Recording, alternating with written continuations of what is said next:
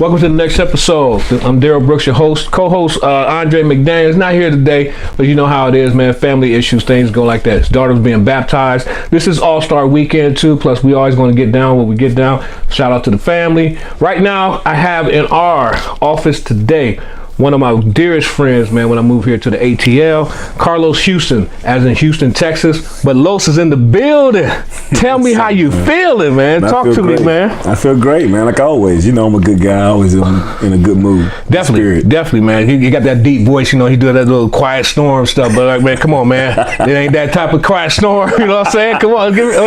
But tell me, I'm a Gemini. That's what happens all the time, man. You gonna bring that? Don't give him the look. Notice, and I know. Like you trying to be all cool. Yeah, I really appreciate how it is, man. Thank you, sister. That's them cool boys, man. But tell them a little about yourself, Lo. Tell them what you do now, man. Well, I am a mental health professional. I've worked in mental health for the past 20 years. Everything from patient care and therapeutic counseling, clinical, to now I do business development or the marketing side of things. So I work for Veritas Collaborative, which is a specialty healthcare system for the treatment of eating disorders. So we work with individuals who have a primary diagnosis of an eating disorder and need higher levels of care. Well, actually, we've changed up some things. We do everything from inpatient, acute residential, all the way down to outpatient and comprehensive medical assessments, medical, psychiatric, and nutritional, psychosocial assessments. So let me get this right. So here we are, you know, the Brotherhood of Mental Health and plus of the Counseling Consulting Group of Georgia, our media group. You know, our platform is dealing with in the African American community. So you telling me that there's eating disorders in the African American community? Yes, yeah. And that, you know what, and you saying that, I know that you definitely understand that and know that, but that is a very big misconception in our own community. But you know what, actually across the board, it's a blanket misconception. Right. Individuals believe that eating disorders are a rich young white girl disorder. It's like they're the only ones who have it, because I think primarily the face of eating disorders has always been anorexia, and bulimia, stuff like that. Right. So that's what people think of immediately, and they think about the pictures they've seen of the super skinny female looking in the mirror and seeing herself as much heavier or fatter than she actually is. Right. And so that has been kind of the stereotype associated with eating disorders in general. Gotcha. And that's the furthest thing from the truth. Eating disorders affect every culture, every gender, every sexual orientation, every race, every age. It affects multiple people, to the point where 23 people die every day in America. Wow. And I think that's a point that needs to be made, because people don't understand the severity or just the complications, everything associated with eating disorders. Gotcha. But yeah, 23 people die every day in America, not across the world, just in America from eating disorders. Gotcha. 23 people every day. So that lets you know right there. So if that's the case, and if you interact with 15 people a day, what's the likelihood of those 15 people might have an eating disorder? At least one of them. Gotcha. And so one of the things that I try to do, obviously I represent Veritas Collaborative, and I'm always working to do my job in a sense there.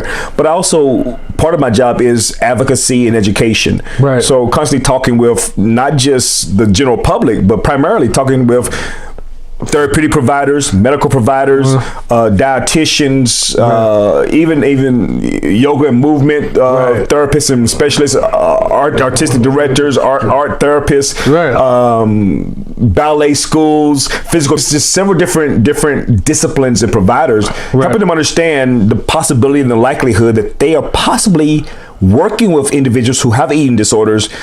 But the thing is, if you're not asking the right questions, there we go, you're not getting the right answers. Okay, so talk to me. Let's say, for example, me as a clinician, what are some of the questions that I would ask? And we'll talk about that during the second half. But right now, in the first half, I just want to get more information about eating disorders, about how it affects the African community, especially when it comes to if there is some with African American males. You have some, you don't have to give us stats, but just give me any history of how you work with some of those that dealt with the African American male population. Well, not specifically the African American male or black males, but in males in general make up, according to current studies, males make up about 30% of the eating disorder population. Wow. So you're looking at what we see is about 10% of the clientele we work with are usually males, and that's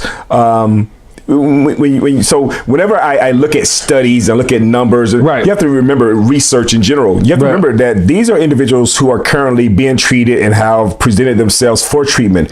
So when you take into consideration the number of individuals who won't even seek therapy, then that goes a little higher. Those medium numbers increase tremendously. So very often, and because of our culture and because of how eating disorders are perceived, they're perceived as a female disorder. This is a female issue. So how many men will never seek or ever be questioned by their providers about eating disorders because they're men? And a perfect example of that is the DSM-4. In the DSM-4, to have anorexia, you had to have a period of amenorrhea.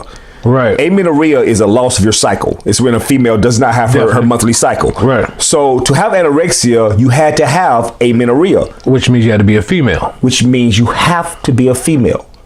Which also means that no man can have anorexia. Okay, so the DSM-4 changed. I'm not exact. I want to say it changed in 2012. I think that's when it changed to the DSM-5, the current version that we have. So in the current version, we see that characterization or characterization being removed, in the sense that anorexia is better defined so that it encompasses all genders. But you also see where they added avoidant restricted food intake disorder. You also see where they added binge eating disorder, which is making up a very large number of the eating disorder population.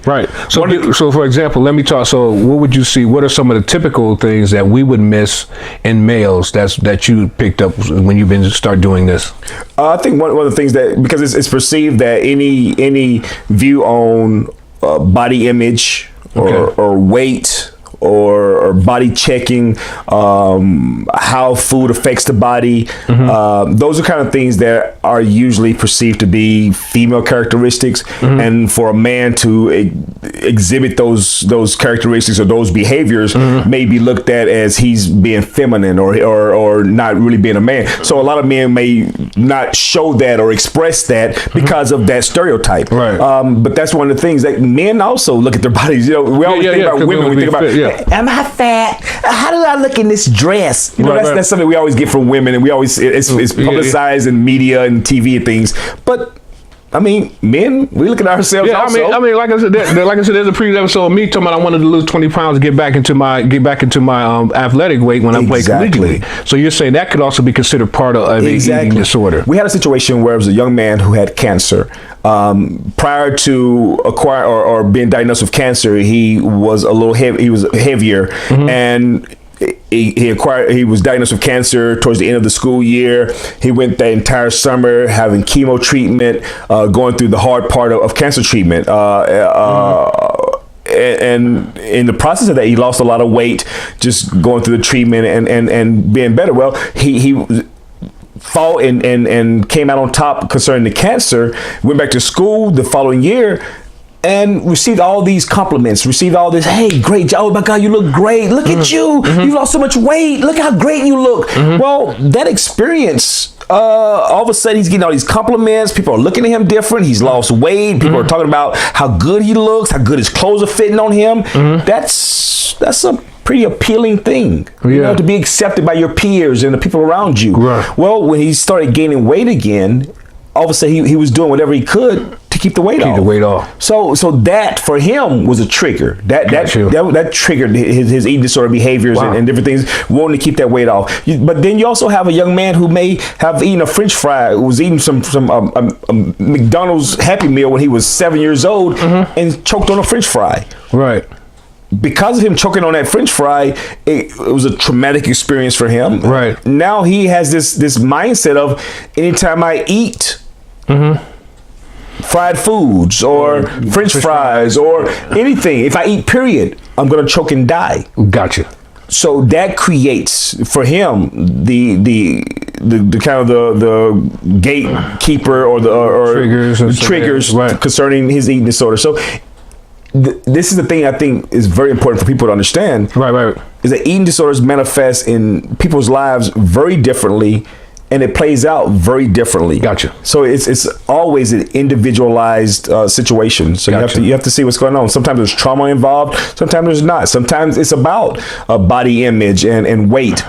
And sometimes it's not. True. Got you. Once again, this is the next episode. We're here with Carlus Houston. He's one of a good friend of mine. He's also part of Veritas. Is that the name of the group? Veritas. Veritas. Yeah, Veritas. Veritas. Thanks for spelling it for me, yes, man. Sir. Yes, God, sir. You know. This brother. That's how I say it. I want to say something else. This brother. This brother right here. So, man, yeah, we lighthearted on this show, but we do truth to power, and I appreciate that. Like I said, next episode, Carlus Houston we're talking about eating disorders. Primarily, I wanted to bring it about in the African American community, but like he said, it's all over. It's a misconception, and for him to be involved in it, so as you can see, he's very passionate about it. It definitely makes me say that this is what we need to talk about on our platform about that, because eating disorders is something that does affect everybody, and then for us as clinicians, we need to know about the things, because there's going to be questions that we need to ask when we go through our assessments to see if that's possible. And previously, when we were in the green room chopping it up, he had brought a incident where he had talked to a actual physician. And tell us about that. Share that story. That's I was actually had one of our directors from our medical program down, and we were meeting with different providers, and I was talking for a pediatrician, and he told me he had been in practice for over 20 years and had never treated an eating disorder patient. You know, and so I mean, who am I to tell a very prominent and established physician that you don't know what you're talking about? Well, I know you didn't think like that, 'cause I know you said, of course, yeah, right. I mean, obviously I didn't say that, but what I did though, I started asking him questions about some of the secondary issues that are to eating disorders, and asked him, had he ever referred anyone out for maybe GI concerns or esophageal issues or concerns? Had he ever referred anyone out for amenorrhea? Had he ever had a patient that had frequent broken bones and he knew there was no abuse or nothing else associated? Just because it's feeble. Right, he couldn't understand what the cause was. Had he ever referred anyone out for cardiac issues or concerns? And of course, all of those, he said, yes, of course I have.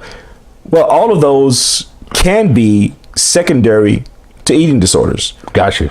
And so, like earlier when I was talking about 23 people die every day from eating disorders, it's rarely like a direct reflection or directly like it was the eating disorder. It's usually secondary concerns. Sure. It's the organ failure, or it's suicide and depression associated with it. It's cardiac issues and concerns. So there's secondary medical, very serious medical issues, because when you look at eating disorders, what makes them so complicated is because they're not just mental health issues, but they're also very real medical issues as well. Because dealing with the digestion, dealing with all this malnutrition. You're dealing with at the root of it, malnutrition. Right. Yeah, because I was thinking about that, because I'm like, okay, so in an African American community, you know, we have our fried food, we deal with our seasonings, so we always get high blood pressure. What's the other one we always get? High cholesterol, diabetes. The sugar. That's what we call it, the sugar. So, you know, so when you think about those can be part of eating disorders, would you say, or have that connotation that can go complement or be part of the eating disorder, would you say? Right. In a sense of how it affects us individually. And the reason I say that is because I'm thinking about another situation that I know of where a young lady who had, I say young lady, she was actually in her 60s, in her mid 60s, and had been taken off of her diabetes and her blood pressure medication because she was doing great. She had lost some weight. She was exercising regularly. Her work schedule changed to where she wasn't able to exercise the same anymore, and she was doing everything she could because the doctor had told her, well, you know, you're gaining some weight, and I may have to put you back on your medication again. Well, just the thought of being back on the diabetes medicine, the cardiac medicine, it just, she didn't want that. She felt so good about coming off the medicine and started doing whatever she could, and start using laxatives. So with bulimia, we know that bulimia is where you binge, eat much more food than you need, and then there's some compensatory behavior that follows it, and that compensatory behavior could be regurgitating, which most people think of, but it could also be diuretics, laxatives, over exercising. There's something that follows to balance out the amount of food intake or caloric intake that you had. So what she was doing was, because she didn't want to get back on medicine, she was using laxatives. Gotcha. to try to keep that weight off, to try to keep it off. We have individuals who use their insulin, who have diabetes, who may be using their insulin to kind of balance their appetite and to manage their weight. So there's several ways medically. That's what makes eating disorders so complicated and so severe, is because they're not just a mental health issue. It's not. It's much more than just how you feel and how you think, but it affects your day to day. In the sense of how you are taking care of this temple that we have. That's right. Once again, this is the next episode. I'm here with Carlus Houston from Veritas Collaborative. Collaborative. We're talking about eating disorders. But check this out. We were also wearing black today, and Black Panther. That's what we're doing it for Black Panther, man. So if you haven't seen it yet, please get out there and support this movie, man. It's a great Marvel movie. If you're a comic book buff like myself, I love Marvel, man. I'm still a DC guy, but this one is going to be one I really want to check out, because I didn't like Black Lightning. Now I like Black Panther, but I didn't like Black Lightning. The TV shows, I always have the TV shows just aren't the same as the movies. I don't think there's one TV show, and I've seen them all, from everything from Luke Cage and Daredevil, and all. You see, Marvel's short on the TV series, but DC got the TV series on lock, because they got Arrow, Flash, all of those. Marvel has a couple of TV shows out. That's just not as Black Lightning is just not as I like the action, man. The movies have so much more action. To it. Yeah, definitely. So like I said, man, we all lighthearted here, man. We talk about that. Definitely, this is Black History Month, so definitely we'll be doing some stuff. But also, there's a sad note too, that down in Florida about the shooting and stuff like that. So how did that affect you, man? Because I know you have some daughters that go to school. How does that make you feel towards what's going on with this these buying these AR-15s and stuff like that? Where a kid, 19 years old, he can't get a handgun until he's 21, but he can get an AR-15 at 19. Doesn't make any sense. Don't make sense at all. One thing I never do is I never look at situations that I see in the news happening all over and immediately put myself in that situation, because I can't. I can't put myself in that situation. I don't want to. I don't want to think about it. I don't want to dream about it. I don't want to imagine it. That situation happened, and as horrible as it is, it happened. Right. And maybe I'm a dreamer, but that is an isolated situation. There are things that we can do to decrease how it happens, like gun laws. And I hear people talk about. I'm from Alabama. Right. So, yeah. Of course, that's a big deal. Y'all carry guns all the time. In Alabama, you know what I'm saying? That's out of my cold, dead fingers when you pry my gun. That's that mindset. And I respect that. I get that. But we have to, at the same time, we have to protect and take care of the most vulnerable of us in our society. Definitely. And I may be strong and I can do this and that and I'm good. But what about those who aren't strong and can't take care of themselves? And no, they're not going to go out and buy an AR-15 to fight the guy who went out and bought an AR-15. Right. So why don't we just take that off the table? That's what I'm saying. And that's my mindset. I mean, because you still get other guns. I mean, you still get your handgun. You can still get your shotgun. You can still get your 9, your 22. Get your You can get a Desert Eagle. Get all of that. But let's just get rid of this AR-15. Right. This young man walked into that school and snuffed out so many lives. That had just begun to grow. Right. I mean, it's a ripple effect too, because these were young people who didn't really move in, and like I said, for the political standpoint of it, is that the people who are not going to stand up for this, definitely there's a reckoning for that. I agree with that. I agree. I still agree with gun laws, First Amendment. I agree that I juggle between that because I'm prior military, you prior military, so we understand how to handle a gun, know how to clean a gun, purchase a gun, and all that stuff. Right. But it's so many people who are out there with guns. They don't understand gun maintenance. They don't understand just what it is that they have. All they see is a weapon. Right. It's a weapon to protect myself. Load, pull, trigger, that's it. But there's so much to that. So once again, next episode, we're going to decide, I think about a 15-minute break. We're going to take a quick break. You're going to see a 30-second commercial. It's really going to be my monologue pertaining to the thing about the violence that happened down in Florida. And after that, man, we will come back with Carlos. We're going to talk about some things that as a therapist, what questions should I be asking? Okay? See you back in a half. Peace. Hey, I'm here at Sports and Social with Ace. Ace is going to talk a little bit about what we're going to be here for a March Madness meet and greet on March 15th. All therapists, come check us out. Meet and greet. We're going to watch a couple games. We got our brackets and everything. We're going to have a good time. Ace is going to talk a little bit about it. So we are Sports and Social. We have the largest, as you can see, screen in the Southeast. It's $1 million screen, and it's over 30 feet long. All the TVs around the outside edges are over 90 inches. There really is no competition for the best sports bar in Atlanta. We're it.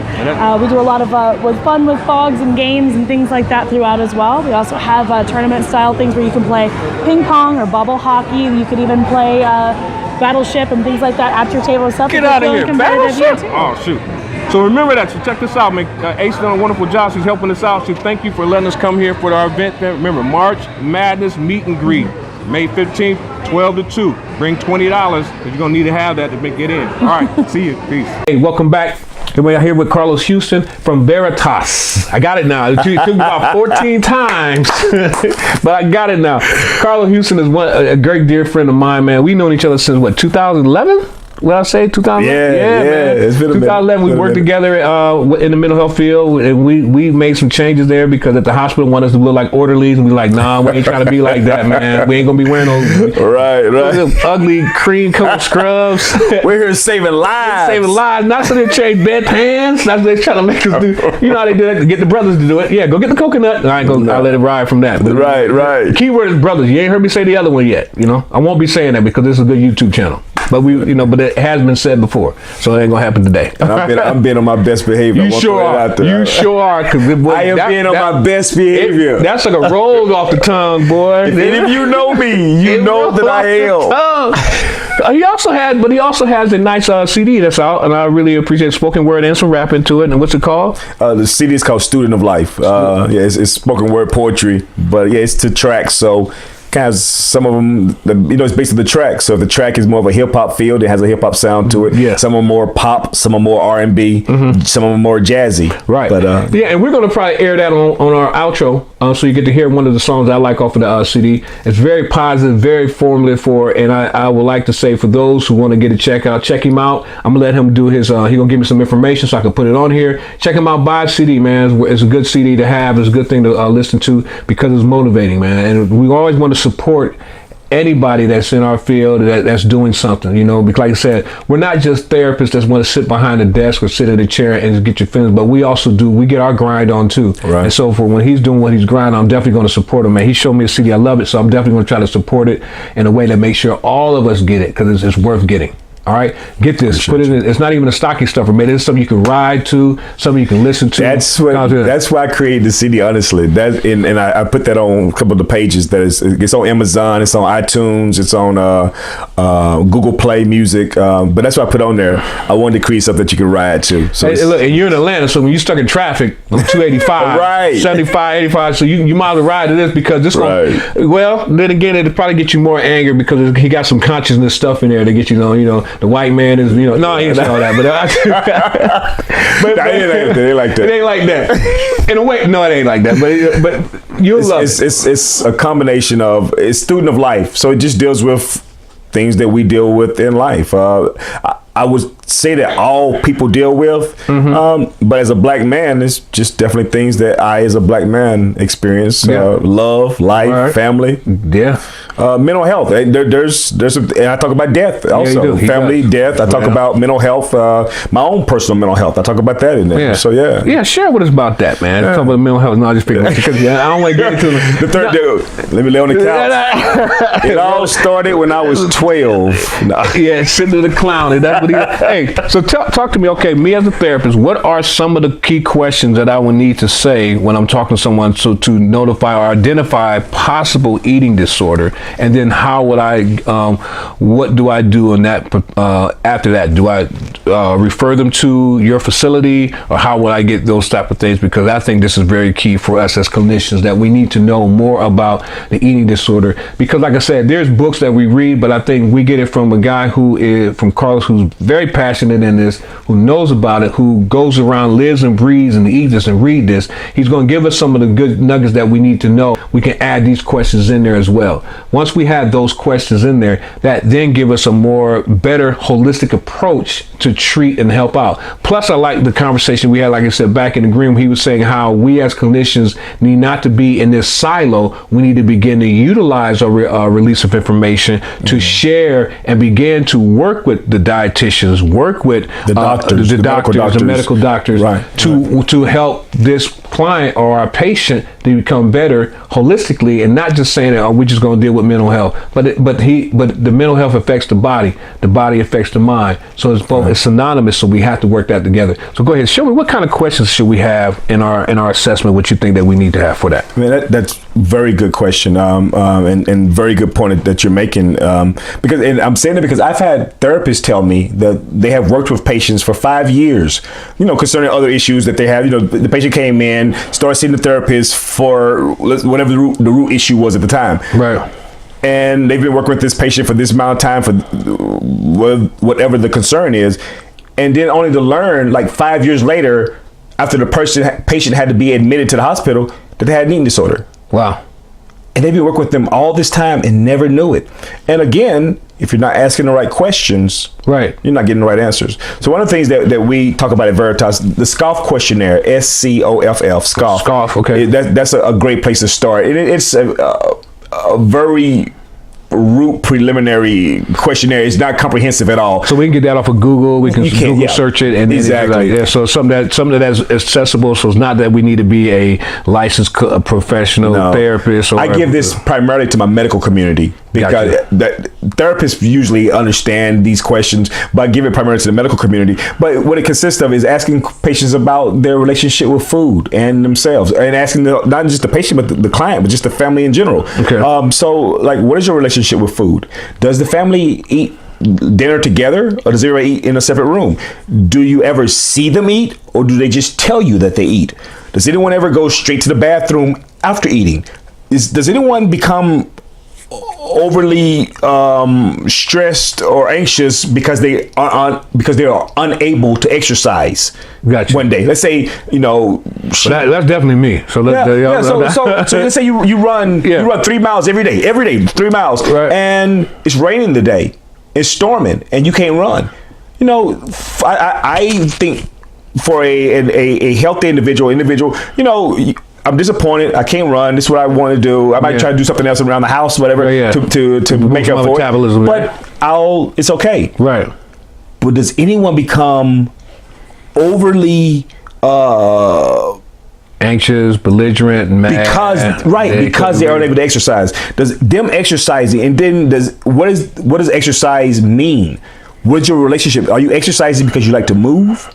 Or you're exercising because you have to compensate for the amount of caloric intake that you had? Gotcha. Why are you exercising? Why are you eating? Why, like, what are the whys behind it? Gotcha. Why are you doing what you're doing? What is your relationship with exercise? Your relationship with food? Your relationship and your view of your own personal body? Do you ever see yourself as being overweight when everyone else is telling you that you're thin? Yeah. Those kinds of things. Those are very general questions. Those are questions that you can ask. Like, for physicians, it's a question that you can ask in a minute, because when your doctor doesn't spend 30 minutes with you like a clinician does. Yeah. So they've got to be. What are some questions that they can ask real quick in the office to give them some insight? And I always tell people these are open eye questions. Okay.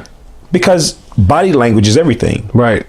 When you begin to ask an individual who has an eating disorder about food in their body, and they start shifting, there's going to be all kind of physical representation of how they're feeling and what they're thinking. You're going to see it. You're going to see it because it's like throwing a rattlesnake in front of somebody. Mm-hmm. You know what I'm saying? You put a rattlesnake down right here, right now.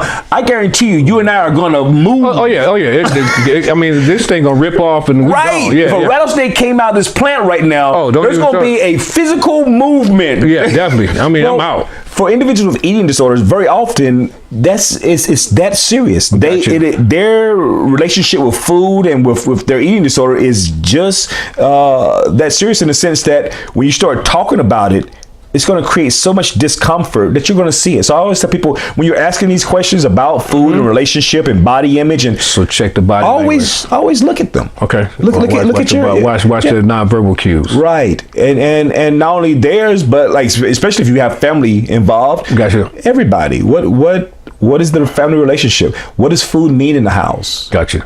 Yeah. Cool. Once again, this is Daryl Brooks. For the next episode, I'm here with Carlus Houston from Veritas.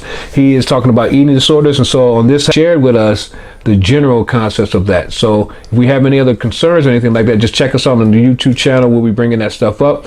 Remember, tune into the what? Next episode. The next episode. Y'all do that with Daryl Brooks. Peace. Do what we can. Hold up. Hey. Oh my, be thinking we soft. We don't play. We gon' rock it till the wheels fall off. Hold up. Hey. Oh my, be acting too bold. Take a seat.